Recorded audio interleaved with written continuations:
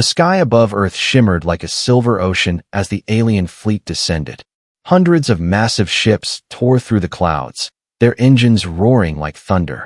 From orbit, the invaders looked down at the blue planet and laughed. To them, this world was soft, fragile, a place ruled by weak creatures with thin skin and fragile bones. They called humans the glass species, beings made to break. Their commander, Lord Thrakesh of the Vorta Empire, stood proudly at the observation deck of his flagship. He had conquered 10 worlds, crushed 3 empires, and enslaved entire civilizations. Earth, he believed, would fall in a single day. As his ship descended, he turned to his soldiers and said with pride, "This invasion will be our easiest victory." His troops, clad in heavy armor and born on high-gravity worlds, shouted in triumph. They believed humans would kneel the moment their war horns sounded. But as their landing pods pierced the atmosphere, the first sign of trouble appeared. The sensors screamed warnings, temperature rising, pressure increasing, oxygen thicker than expected. Thrakesh ignored the alerts, convinced it was nothing. When the pods crashed into a field outside a small human town, the ground trembled like an earthquake. Smoke filled the air, grass burned under the alien engines, and silence followed. Then, the doors opened, and the first squad of Vorta soldiers stepped out. They expected to see terrified humans running in fear. Instead, they saw empty hills, open skies, and a quiet that felt wrong. The soldiers took a few steps forward, and then stopped. Their bodies felt heavy, every movement slow, every breath thick and painful. One soldier adjusted his helmet, but his limbs trembled as if he were carrying a mountain. The gravity was crushing, far stronger than on their home world. The air was dense, humid, pressing against their armor like invisible hands. One alien stumbled to his knees, gasping, "The air, it's too thick." Another collapsed entirely, his armor hissing as oxygen flooded the wrong way. Thrakesh shouted orders through his comms. "Hold your positions, stabilize your suits." But even his voice shook under the weight of Earth's atmosphere. From a nearby ridge, a group of human soldiers watched through binoculars. They had no orders to attack, not yet. Their commander whispered, "Wait," with a faint grin on his face. He knew what the aliens didn't. The atmosphere of Earth was a silent weapon, unseen, unstoppable, and merciless to outsiders. The humans had prepared no grand defense, no powerful bombs, no laser guns. They simply waited, letting their world fight for them. The aliens tried to march forward, their metal boots sinking into the soft earth. Their advanced exosuits began to fail, power cells overheating under the extra gravity. Inside the helmets, alien skin turned pale, their hearts racing as their bodies demanded oxygen they could not process. A medic tried to inject a stabilizer, but the needle snapped against his own armor. "Impossible," Thrakesh growled, forcing himself to stand. "No world can do this." Yet with every step, his strength drained away. His soldiers, once proud and invincible, fell to their knees one by one. The humans watching from the hill exchanged quiet glances. "Guess they're not laughing anymore," one whispered. Another adjusted his camera, recording the scene for the world to see. The strongest warriors in the galaxy, brought down not by war or weapon, but by air and gravity. The irony was poetic, brutal, and beautiful. Earth itself had become the battlefield, and humanity didn't even need to fight. As Thrakesh's vision blurred, he looked up at the bright sky. The blue light burned his alien eyes, the oxygen stung his lungs, and the gravity pinned him to the soil. He saw movement at the horizon, a group of humans walking toward him slowly. They carried no weapons, just calm expressions. The commander felt his pride shatter like glass. For the first time, he realized the truth. The weakness he mocked was the very strength he could never understand. He reached for his communicator, but his arm refused to move. His final thought before darkness took him was a whisper. "This planet, this cursed planet, is alive." The humans stopped a few feet away, watching silently. One soldier muttered, "Welcome to Earth." And as the alien army lay broken on the ground, the wind carried the scent of rain. The planet had defended its children, without a single human firing a shot. The morning after the landing, the battlefield was silent. The alien pods still smoked in the fields, their metal hulls cracked, and glowing faintly from the reentry burn.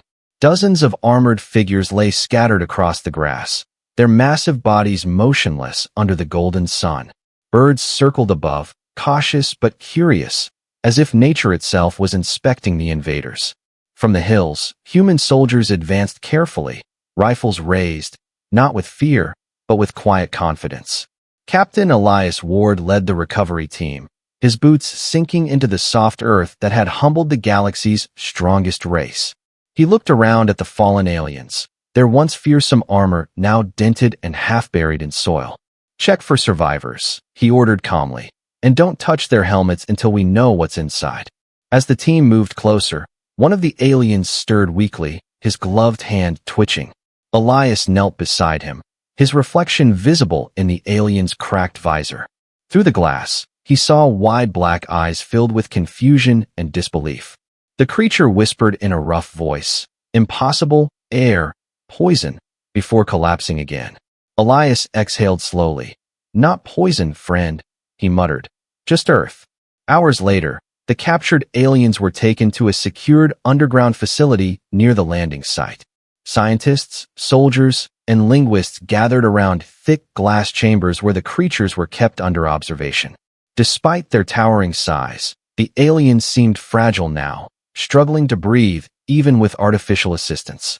Dr. Mira Hahn, head of xenobiology, recorded every reading with fascination. "Their muscle density is enormous, but their lungs are inefficient," she explained. "They were built for lighter air, weaker gravity." She turned to the captain. "Earth's environment doesn't just challenge them. It's destroying them from the inside." Elias nodded, his eyes thoughtful. "So our weakness is their death sentence." News spread across the world, and soon, across the stars. The alien transmission sent before their collapse had reached deep space, carrying one final message: Earth, uninhabitable, hostile to life. Other species in the galactic network received the signal and went silent. The humans didn't know it yet, but that single message changed their place in the universe forever. Inside the observation room, one of the prisoners, Commander Thrakesh himself, began to regain strength. His breathing was shallow but steady, his pride shattered, yet still alive. When he spoke, his voice was hoarse. "You humans, how do you live here?" Elias crossed his arms. "We don't just live," he said quietly. "We thrive."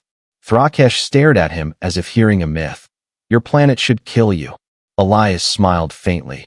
"It tried to, for millions of years, but we learned to fight back." Dr. Mira stepped forward, adjusting the translator. "Commander Thrakesh, why did you attack us?" He closed his eyes. "Because we thought you were weak," he whispered. "We thought your kind would break." The room fell silent, the hum of machines filling the space like the voice of the planet itself. Elias looked through the glass at the exhausted alien warrior. "Now you know," he said softly. "Our world builds survivors, not slaves." Later that night, Thrakesh stared at the human guards standing outside his cell. They were smaller than him, physically unarmored, but there was something in their posture, a quiet strength he couldn't define. One of the guards noticed his gaze and said with a grin, "Don't strain yourself, big guy. You're on our planet now." For the first time in his long military life, Thrakesh felt something unfamiliar: respect.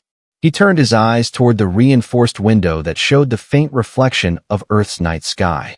The stars shimmered softly, the same stars he once saw from orbit, but now they felt different. They no longer looked like the domain of conquerors, but of dreamers. Outside the facility, the wind moved through the trees like a whisper of warning. Earth had defended itself without firing a single shot. But somewhere far beyond the solar system, the rest of the galaxy was watching. Some saw a threat, others saw a mystery. Yet all of them began to understand one truth. What the Vorta Empire had mocked as weakness was humanity's deadliest weapon. Far beyond the orbit of Mars, the last fragments of the Vorta transmission drifted into the cosmic silence. Carried by waves of static and broken code, it echoed through the void, a desperate warning from a dying commander. Earth, uninhabitable, gravity, poison, hostile to all life. No one in the galactic network had ever heard Thrakesh sound afraid. The Vorta Empire was known for its dominance, its arrogance, and its long unbroken history of victory. Now their silence spoke louder than any battle ever fought. Weeks passed, and across the stars, whispers began to spread. In distant trade hubs and research stations, alien ambassadors gathered in disbelief. How could a primitive world defeat the Vorta? They asked. They didn't, others replied. Their planet did. Rumors grew, transforming into legends overnight. Some said the humans had hidden weapons that manipulated air and gravity. Others claimed the planet itself was alive, a sentient guardian that protected its people. Whatever the truth was, one fact remained. No one dared approach Earth again. Back on Earth, in the underground facility, Captain Elias Ward and Dr. Mira Han were summoned to a secured meeting. The message the aliens had sent was finally decoded in full. A holographic projection filled the room, showing Thrakesh's trembling figure on his ship, his breathing ragged. Behind him, the hull shook as gravity alarms blared. "Do not go near the human world," he gasped. "The air crushes, the light burns, the soil kills." He coughed violently, then whispered the final words that would echo through the stars. "They live in hell, and they thrive." The room was silent for a long time. Elias folded his arms. "So that's how they'll remember us." Dr. Mira nodded slowly, her eyes glimmering, not as conquerors, but as survivors. The general standing beside them spoke quietly. "The signal has been received by over 40 systems. Captain, we've become a myth." Elias smirked. "About time we had a good reputation out there." On the other side of the galaxy, the Galactic Council held an emergency assembly. Representatives from 100 species floated in a massive chamber of light. At the center, the holographic image of Earth rotated slowly, glowing with blue and green light. Reports confirm that even brief exposure to their atmosphere causes system failure in most life forms, said the Zythan scientist. Another delegate hissed. "It is unnatural, a death world." The chamber erupted in debate, fear, curiosity, and disbelief mixing like storms of emotion. One voice finally cut through the chaos, a calm and analytical tone. "Perhaps," said Ambassador Coratin, "it is not the planet that is dangerous, but its people." Silence fell again. If humans could thrive on such a hostile world, then what else could they survive? And worse, what might they become? Meanwhile, back on Earth, Commander Thrakesh lay in recovery, weak but conscious. He often stared at the humans moving through the facility, medics, soldiers, and scientists, small yet fearless. They worked together with a unity that puzzled him. No one was superior, no one commanded through fear. Their strength came not from domination, but from cooperation. One evening, when Elias visited his chamber, Thrakesh spoke softly. "Your world should be your cage, not your home." Elias smiled faintly. "Maybe that's why we got stronger, Commander, because we had to earn every breath we take." Thrakesh lowered his eyes, unable to argue. In that moment, he realized the true difference. The Vorta had conquered worlds, but humans had survived one. As night fell over the facility, Dr. Mira stared up at the stars from the observation deck. Each point of light in the sky now carried new meaning. Somewhere out there, the universe was whispering about humanity, the fragile species that defeated a galactic empire without firing a shot. She whispered to herself, "They called us weak, but maybe weakness was our strength all along." And far beyond the Milky Way, across distant worlds and empires, the legend of Earth began to grow. A tale told in hushed voices, of a deadly world, of fragile beings who refused to break, and of a truth that terrified the stars. What they called weakness was humanity's deadliest weapon. Light poured through the grand chamber of the Galactic Council, a colossal dome orbiting the twin suns of Velthera. Inside, 100 species gathered in uneasy silence, their eyes fixed on the holographic image floating in the air. Earth, glowing blue and white, small yet terrifying. For the first time in centuries, the council could not agree on a decision. The Vorta Empire had fallen silent, their pride shattered, their fleets grounded. And all of it because of a planet once marked as primitive and harmless. Ambassador Coratin of the Lurathi rose slowly from her platform, her translucent fins trembling with tension. "Colleagues," she began, her voice echoing through the vast hall, "we face a choice unlike any before." She gestured to the hologram. This species thrives in conditions lethal to 90% of known life forms.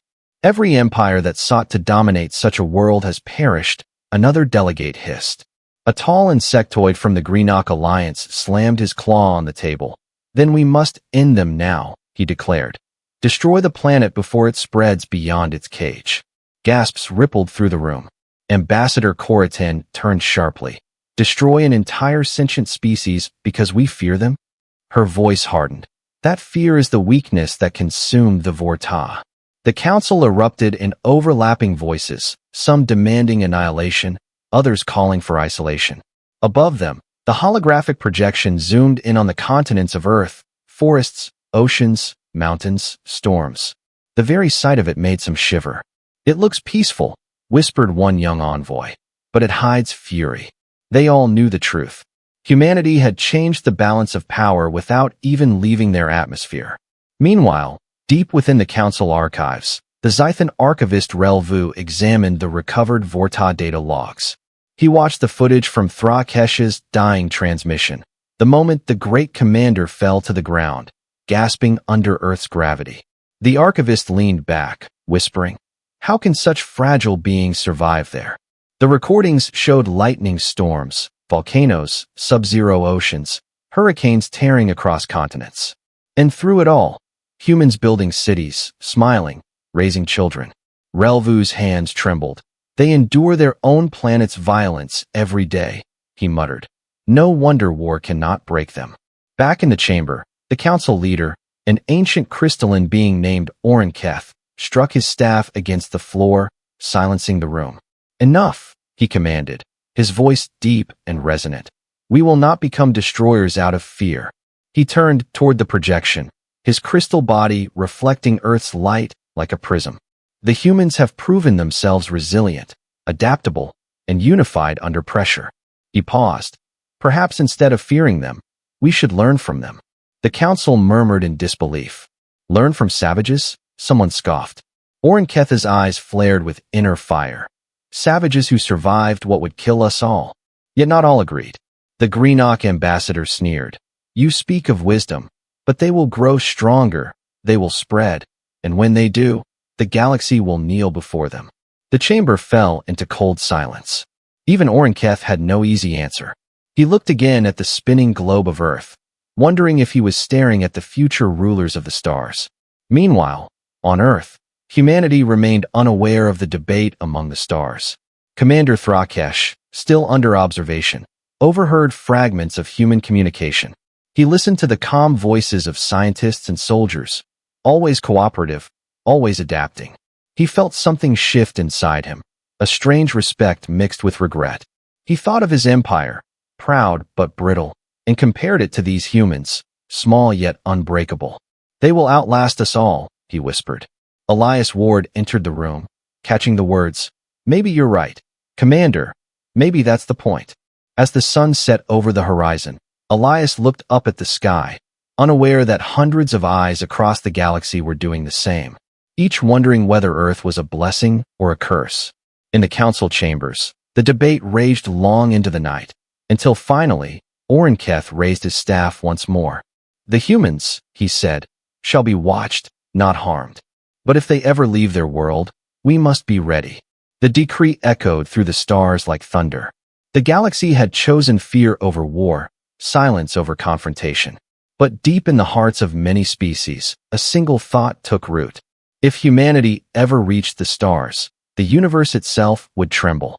For the weakness they mocked was still waiting to show its full strength. Weeks passed since the Galactic Council's decree, and across the stars, curiosity began to grow stronger than fear. While most civilizations kept their distance from Earth, a secret project began in the shadowed laboratories of the Zythan Collective. They called it Project Observer, a mission to study humanity without being seen. A small probe, coated in adaptive camouflage and armed with cloaking technology, was built to enter Earth's atmosphere silently. It carried hundreds of sensors designed to measure radiation, gravity, and biological resilience. But more importantly, it carried eyes to watch, to record, and to learn. When the probe finally entered Earth's orbit, its metal surface rippled with energy, blending perfectly with the blackness of space.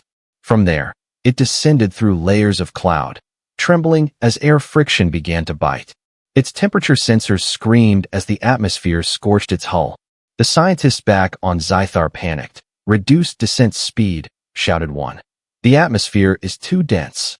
But before they could act, the probe's thrusters went dead.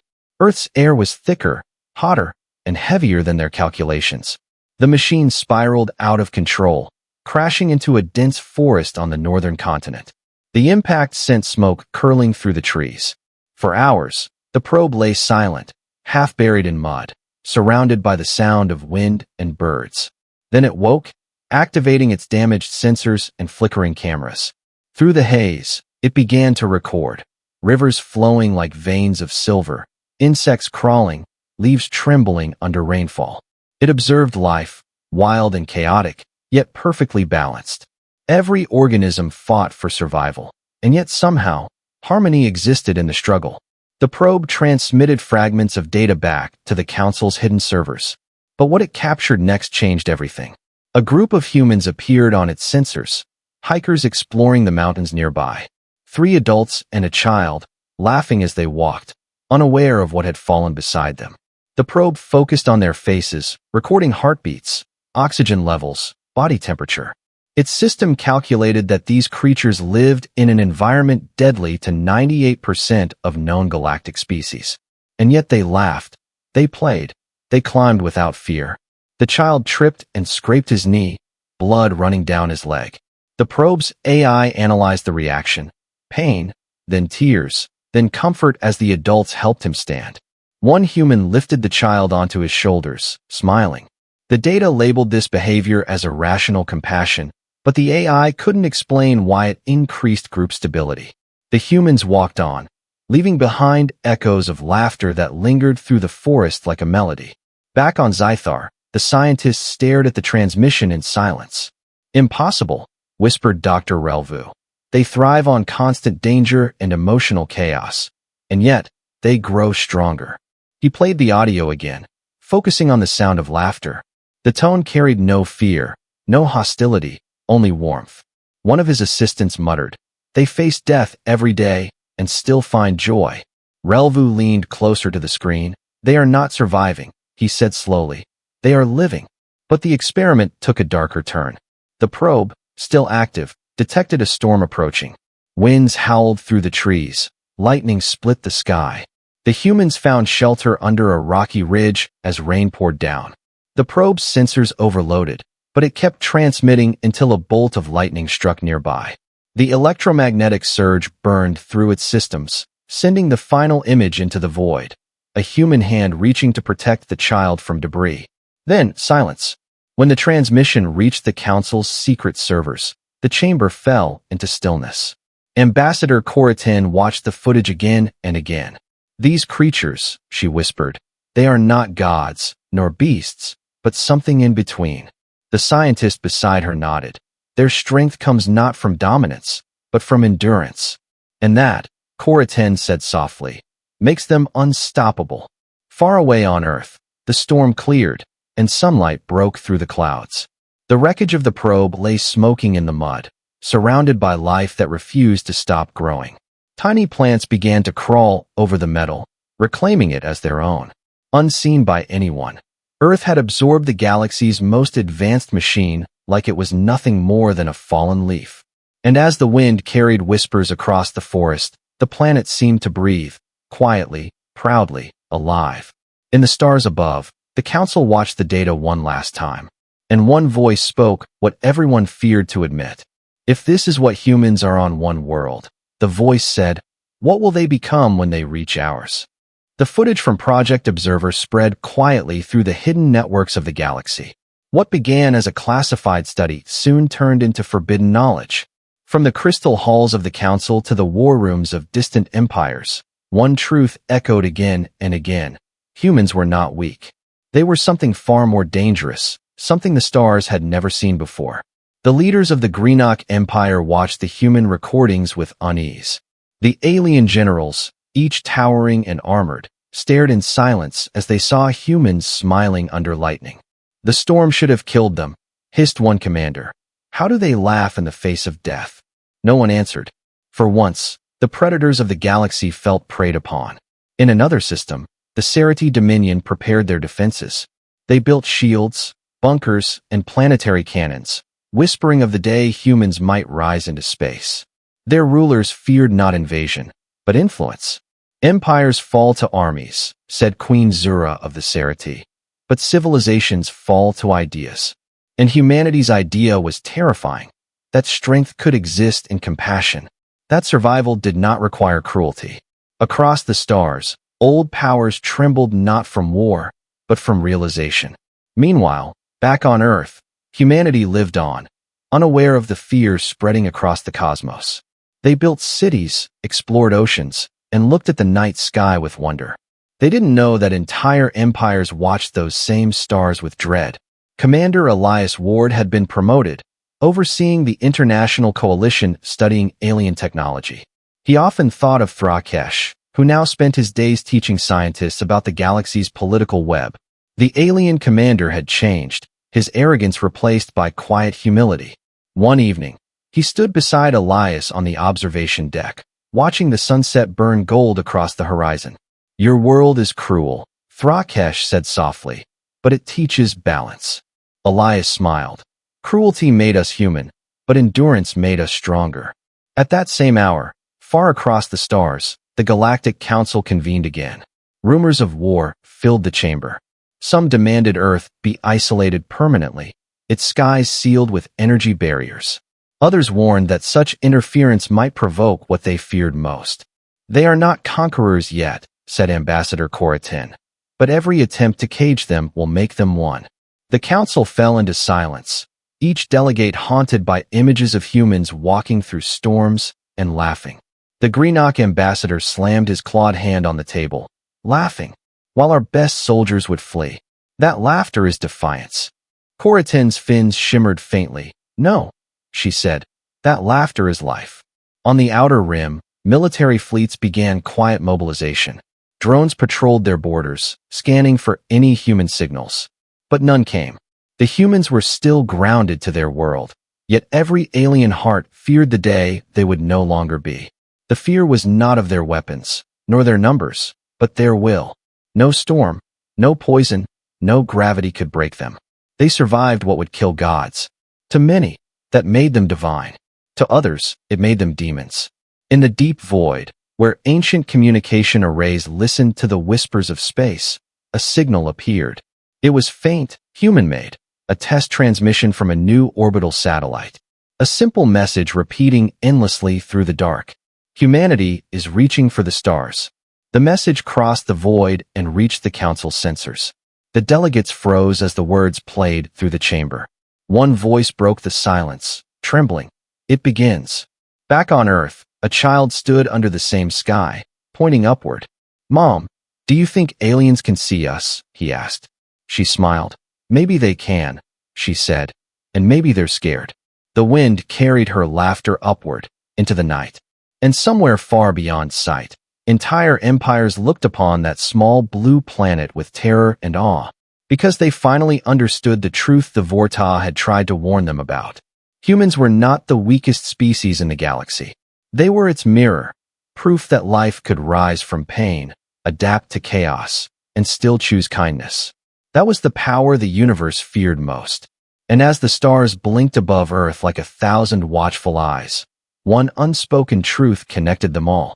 The galaxy did not fear humanity's weapons. It feared humanity itself.